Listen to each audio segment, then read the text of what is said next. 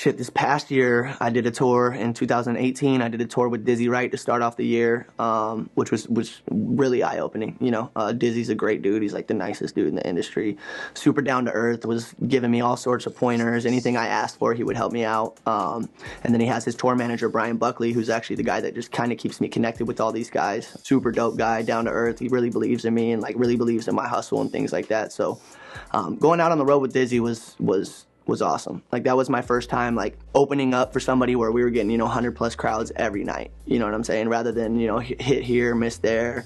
So that was like really dope to see as an independent guy doing that on his own. He's my age, you know, and like just to see him out there like really thriving off this shit like was mad inspiring. We also did a tour with Recognize last year from the group Mayday, who's a really good dude.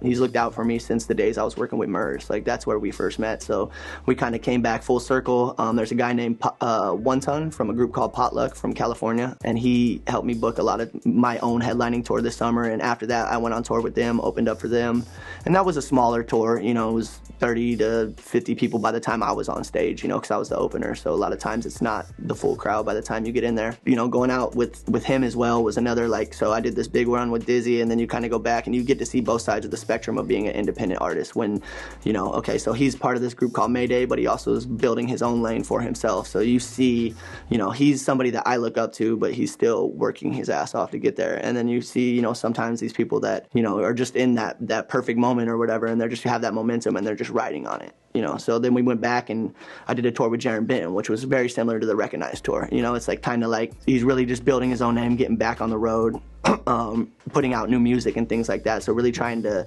almost feel out where his markets are, you know, and where he's going to thrive, where he's going to get, you know, be able to pull 200 people or where he's going to be able to pull 50 people. So just taking from those imprints and watching that, I was able to do like my first own little headline tour, building with different promoters in different cities and things like that, and really tap into different markets and, you know, figure out where you're good, because it's usually not at home. You know, and as sad as it is to say, like a lot of these artists, you go to their hometown and it's not necessarily the biggest show, you know, but then they go to fucking Colorado and sell it out, you know. So it's just like sometimes you find these markets where it's like, cool, I'll book this night and then I can do 3 of these markets that I'm trying to build in off of that, because I know I'm going to have this guarantee here, so I can do these kind of rougher shows just to build and just to keep hitting these cities and kind of keep showing people that I'm going to come back and fuck with them. So that's definitely been the most eye-opening part of it. And then finally with this tour, being on a bus is just completely different. You know, I've always driven myself. I've always whipped around and followed the tours, which is, it has its pros and cons on both sides. Like when you're on a bus, you have to Uber everywhere if you're gonna go anywhere in the city, which kind of sucks. So it's like, oh shit, I gotta go to a CVS. Well, you gotta Uber, you gotta walk. You know, you want to go to restaurants and things like that, you gotta Uber.